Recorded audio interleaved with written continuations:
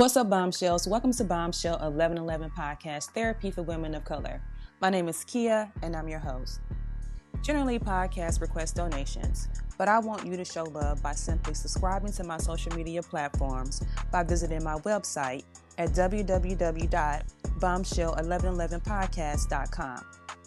I want to see thousands of subscribers on this platform. Leave your comments and I'll show love by shouting you out on my social media platforms such as Instagram and Facebook. I want to thank you for your continued support as always. And with that being said, let's jump into this new episode.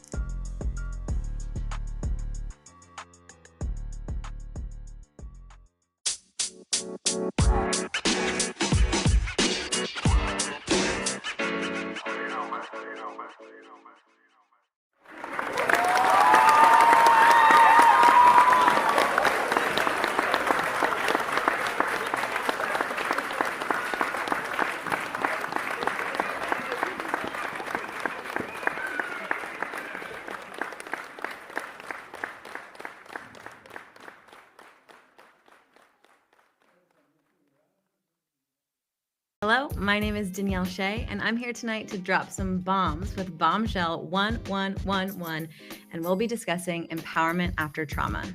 Welcome back, Bombshells, to Bombshell 1111 Podcast, where we bring the boom to your mental health and personal development journey. Tune in as we dive into a powerful conversations, and tonight we'll be getting tips to help you level up your life. So without further ado, you guys, let's jump into it. Welcome, Danielle. How are you? I'm great, Kia. How are you? I'm good. Thank you. Thank you so much for coming on the podcast and, willing to share your story and your knowledge and tools with the listening audience. I really appreciate that. Yeah, I'm excited to be here. And already offline, I feel like we got some good synergy going. We've been laughing, so I'm excited for this conversation. For sure. And I already told you our energy is to get energy. Leo, Taurus, we are already matching very well. Oh, yeah. So down below in the description box, I will have your bio so people will, have an opportunity to read that. But I like to open up the podcast with the guests, telling a little bit about themselves. So tell us, who are you? Where you're from? What do you do? Yeah, so I am currently living in San Diego, California, and summer is full swing right now, so it's absolutely gorgeous outside. Just feel so blessed to be here. And I'm a healing coach for sexual abuse survivors and lived experience experts. I coach sexual assault survivors all around the world who are struggling with their confidence and self-worth to reclaim their power. I help them do that by setting healthy boundaries, building their support system, and just finding that very special self-love that survivors need to rebuild after experiencing this type of trauma, so that they can live a joyful and fulfilled life. Thank you so much for that, Danielle. And that's very empowering. And oh my gosh, you have to have a lot of everything, because you're pouring a lot into others that may be going through a very difficult and challenging time. So I commend you on that. Yeah, very much so. So let's go ahead and just jump right into it. And you kind of did a great way into the first question. Segue into the first question. Can you share your personal journey and what led you to become a healing coach for sexual abuse survivors? Yeah, so I did not want to be. I'm someone who's, done a lot of different jobs, done a lot of different things, and my degree has nothing to do with what I'm doing right now. And so I like to kind of preface my story with that by just telling people, like, if you don't know what you want to do with your careers, it's okay. You can change your mind at any time, and you're always going to find the thing that you are meant to do at that moment. And so, this is my second business. I had a business previously that I closed during 2020, and I've done so many different things. But the thing that really led me to doing this business was I got this download when I was driving in the car one day, just this voice that was like, it's time to tell your story. And I rejected that voice so hard. Was like, nope, you're not talking to me. Can't be me. Can't be bothered. And I just sat with it and really tried to unpack where that fear was coming from, and then where this willingness to move forward and to tell my story and to help people all over the world, heal from sexual trauma. And so that started with obviously going through my own trauma. I'm a lived experience expert, doing a lot of years of therapy, a lot of years of work on myself.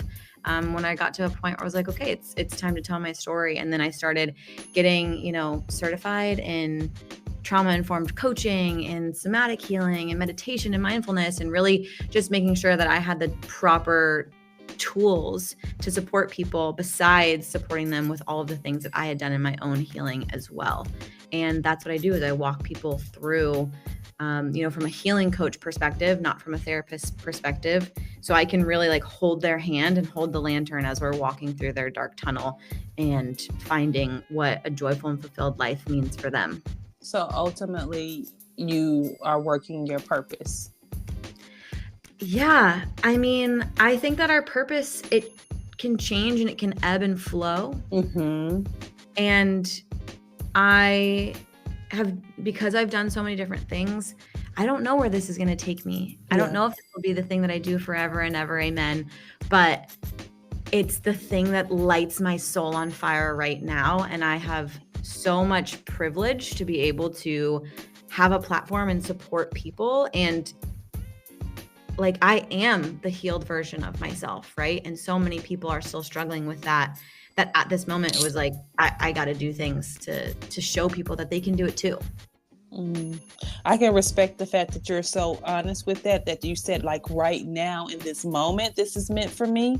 It could change. It could be something different later, but right now, this is what lights me up. This is what I'm on fire about, because as you stated, your purpose could change later down the line. So I really respect the fact that you are very aware of that. Very aware of that. I think that it keeps us stuck in our own healing. With whatever we're healing from, of thinking there's going to be this one end goal, and then that's the thing that's going to make us happy, and then happily ever after, but happily ever after never gets written. And so we kind of are just continually chasing this thing. And so I feel when we live in that mindset of right now, this is what I'm focused on, and you can be present, it allows you to know that living is happening right now. It's not the thing that's going to happen in the future. And I think that's so freeing. Oh, you're so conscious. I love it. What are the first steps a survivor should take to begin, reclaiming their power from your experience, Danielle? Yeah. Start small. Start with things that are actually accessible to you. So the first question that I always gift people experiencing this trauma or any kind of trauma is ask yourself, what is accessible for me right now? And everyone says, I'm going to give you some tangible tools and things to do as well.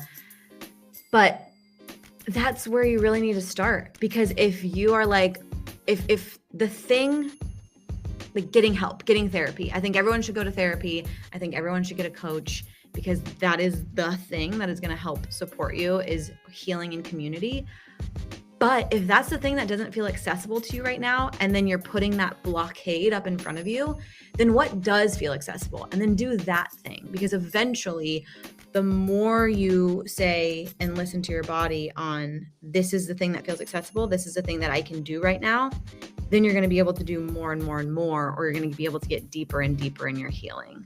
So that's the very first thing that I would tell people to do.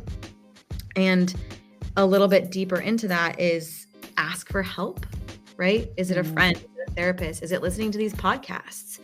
What is the thing that's going to allow you to feel like you are not alone in this moment, and then give you the resources to actually support you? So whether that's my resources or somebody else's, people out there are on fire to help you. I built a whole business around doing this because I know it's possible, and that just gets me excited, and I know people can do that. And then the next thing that I'll say is I always tell my clients to do the following things. So what feels accessible? And if you still don't know the answer to that, get support. If that's not accessible, then do these things. Treat yourself like a houseplant with complicated emotions, and Go outside, go for a walk, breathe, like actually deep belly breathing, drink water, and sleep. Can you take care of yourself in that capacity? And then start adding things on, right? Like bare minimum, do the basics first, get that down, and then you can start taking more aligned steps or steps that feel like, oh, this is actually doing something for me. Because I know people are like, okay, yeah, sleep, eat, whatever. I've heard that all before. But truly, if you're not doing those basics, nothing else is going to really fall into place the way that it needs to. Agree. I totally agree.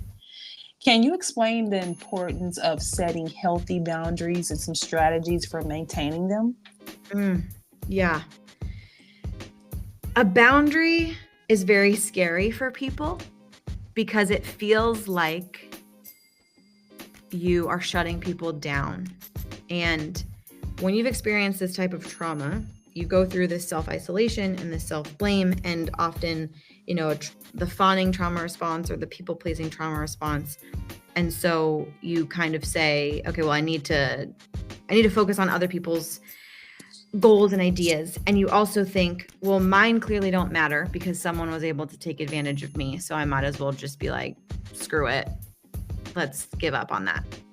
So it's a super, super interesting and messed up headspace to be in, and I've been there. And so it's a difficult thing for people who've been through this trauma to go through. But boundaries are important because they are the thing that's going to allow you to set a fence around what is accessible for you, how are you actually healing, and then creating and curating a life that you actually want to live and are excited for.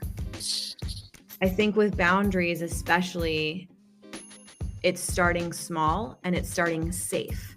And so what I mean by that is find the people that when you say no to them, it's not a big deal. Find the people that when you say no to them, like your heart doesn't start racing. And practice with those individuals. Practice with your support system. Practice with your therapist or your coach to start immersing yourself in the language of boundaries. That way, when an actual boundary needs to be set, you feel confident enough to actually verbalize it. I like that.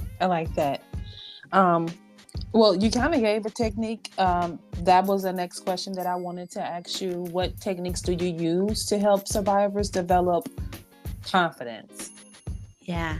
Yeah. So confidence is a byproduct of the self-love and the work that you do on yourself. It is a skill set that you can learn and that you can build. So for many of my clients, their confidence is diminished in different ways. So for some people, it might be that they hate their body and they're like, I don't live there anymore. I don't want to work on that. So we might do activities that allow them to reconnect to their bodies. So one of the things that I love doing, and there's some more kind of groundwork steps before we get to this one, but I love this. And this is a super tangible exercise. Is so if you're lacking body confidence and body self-love, is to do this practice that I call a self-adoration practice. And it's not in a sexual way, but gently and lightly, like just touching like your hands, your forearms, your arms, your feet, and doing that all over your body, behind your ears, and just really immersing yourself in the sensation of touch with yourself. And as you do that, repeating to yourself, I love myself, I love myself, I love myself, over and over and over again. And what's going to happen is you're going to feel like a poser. You're going to feel silly. You're going to feel like it's not going to work. And you're going to allow yourself to feel all of those feelings and continue doing it. And I encourage and invite people to always do this exercise for a week at a minimum and then see how that changes their relationship with their bodies. And then when you have a different relationship with your body, you walk differently, you talk differently, you show up in the world differently. And that can be such a nice entry point into talking about confidence. I love that. I forget, what is that called? I watch a lot of meditation videos, and dang, I forget the name of it. But that's so that you can get into the feeling of things. It's a technique very similar to what you were saying, and I think they can be very instrumental in building your confidence and also your self-concept, working on self-concept. Yes, Kia, for sure. For sure. How do you approach coaching differently from male and female survivors? Yeah. So many of my clients, we're on the same energy, we're on the same wavelength. But there's unique experiences that male and female survivors face. And the most poignant one would be the emotions that they're allowed to experience. So I often say that females, we have female privilege in the sense of we are allowed to experience every single emotion except anger. Feminine rage, people don't like that. And so when I work with my female clients, a lot of it is tapping into how can we express anger in a safe way? What does anger actually mean? And then talking about anger as an action emotion. So all of our emotions, they have a purpose. And so anger is an action emotion. And then so being able to give my female clients permission to be angry and then take aligned and purposeful action in that anger, in a way that's not going to hurt them or harm anybody else as well. And the reason I mentioned that we have female privilege is when I talk to my male clients, the only emotion that society says that they can experience is anger. And so for my male clients, a lot of the things that we do is we unpack, what their actual trauma response is, and we unpack what the true nature of their anger is. Because if you're only allowed to experience anger, your sadness might come out angry, but the root cause of it is sadness. And so looking at, a lot of my male clients will talk about how they think that their trauma response is fight, when in fact it's actually flight. But the only way that they're able to feel like they've done anything about it is, kind of overriding that and then getting into like a fight type mentality. And so that would be the biggest thing that we kind of approach. The second biggest thing would be the way in which they experience intimacy and the concerns that they have around it. How they engage with their partners, what verbiage that they use, what situations that they use, how they feel comfortable. And so I find that with my female clients, it's bringing out their fierceness, and with my male clients, it's bringing out their softness.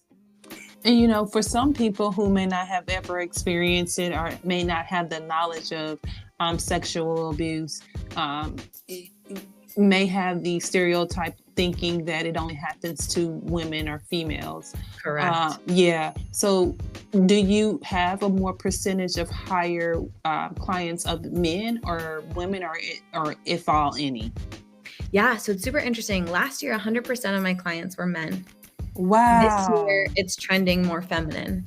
The people who listen to my podcast, it's 70% women. So yeah, I think the way in which people are getting resources as well is very different. Yeah. So yeah, men are also taught like you have to take action and you have to do it now. So they're more likely to kind of hire me kind of first thing, where with women, we're taught like, nope, you gotta, especially like you have to learn how to trust people again. And so hiring a coach often takes a lot more effort and energy and different resources and ways of kind of coming to that. Okay. Thank you for that. Yeah. Thank you for that. I appreciate it. Oh yeah, no problem. Can you share an inspiring success story from your coaching experience?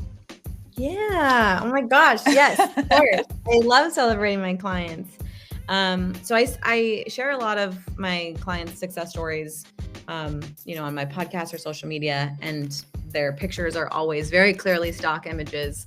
And I always change their names because confidentiality is the first and foremost thing that I focus on. So we will call this person Brian. Okay. or Bob. We'll go with Brian. So Brian,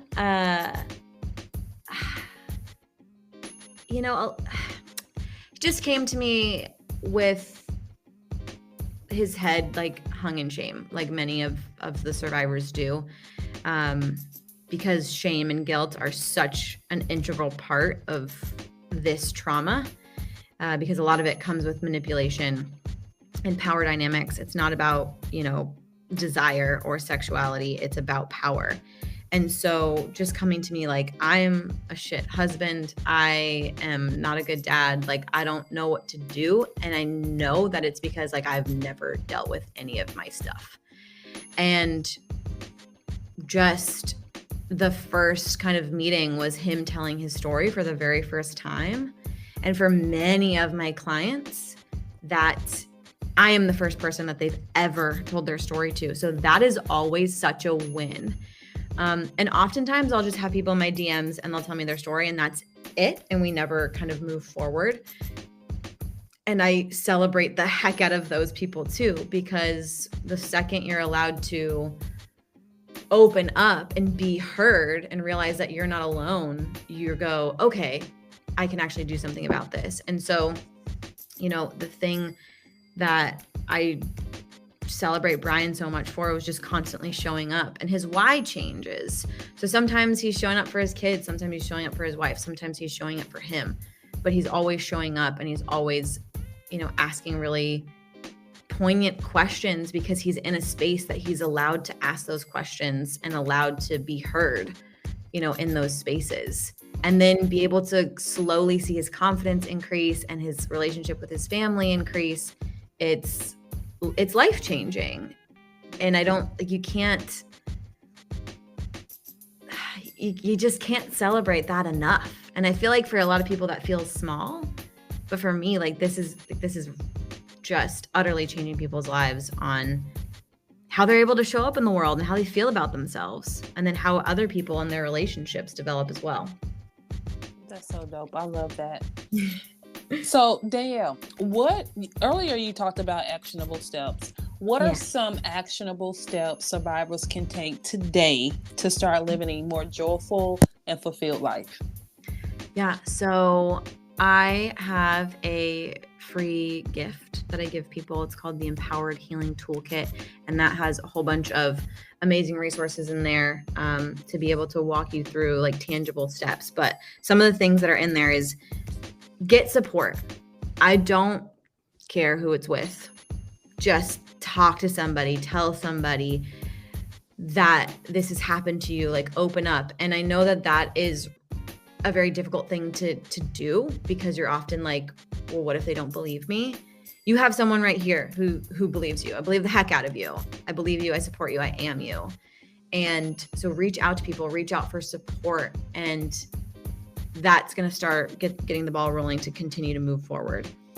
Some other actionable steps, like I said before, ask yourself what feels accessible. Go for a walk outside. Literally stop listening to this podcast or just put your headphones in, go outside, get your body moving. Because when you take steps forward, like literal steps forward, it allows your brain to realize that, okay, we do have forward momentum and we can psychologically kind of work through this thing. Get a proper amount of sleep, take some deep belly breaths. We can actually do a breathing exercise right now if you'd like. Let's do it. Okay. So I love this breathing exercise. It's like a super simple intro into like pranayama and breathing, which is called box breathing or 4x4 breathing. And so what 4x4 breathing is you breathe in through the nose for 4 counts. You hold your breath for 4 counts. You breathe out for 4 counts, and then you hold your breath at the bottom for 4 counts.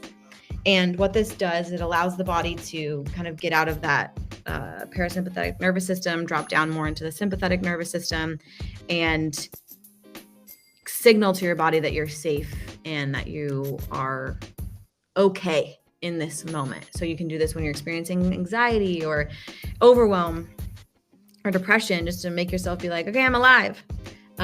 And so I get a lot of people telling me like, breath exercises don't work for me. So what I suggest is have someone do the counting for you so you don't have to focus on that. So that's what we're going to do right now. We'll do 3 rounds. Breathe in for 4, hold for 4, breathe out for 4, and hold for 4. And then we'll do that 3 times. Mm-hmm. So caveat to breathing exercises, you are in charge of your own safety. I invite you to close your eyes. If you're driving right now, please do this later. All right. Shake it out, roll your neck a little bit. And when you feel ready, close your eyes if that feels accessible to you. And we'll get started in 3, 2, 1. Breathe in through the nose for 1, 2, 3, 4. Hold 1, 2, 3, 4. Breathe out 1, 2, 3, 4. Hold 1, 2, 3, 4. Breathe in 1, 2, 3, 4. Hold 1, 2, 3, 4. Breathe out 1, 2, 3, 4. Hold 1, 2, 3, 4. Breathe in 1, 2, 3, 4. Hold 1, 2, 3, 4. Breathe out 1, 2, 3, 4. Hold 1, 2, 3, 4. And allow your breath to come back to its natural rhythm. And then just take a moment to identify, how do you feel right now? Was there a difference? Even if there wasn't, you taking time to be mindful and focused on this breathing and taking a moment to reconnect to your body, that right there is healing, because we are so disconnected from ourselves. And so just that breath work and giving your body that like inner hug, I'm sure feels really good. Oh my God. I listen to subliminals at night and you have the perfect voice. Oh, yeah, you were so good for my confidence. Oh my God. Like you have that voice. Like, oh my God, I can listen to you over and over and over. Thank you so much for that. Thank you so much for that. I love that. So let's talk about what you do and how you can help individuals that may be currently dealing with the same thing or have. Talk about it. What do you do, Danielle? Yeah, so I have a signature program called Thrivers Academy. It's a 12-week program where I walk survivors or transition people from survivors to thrivers.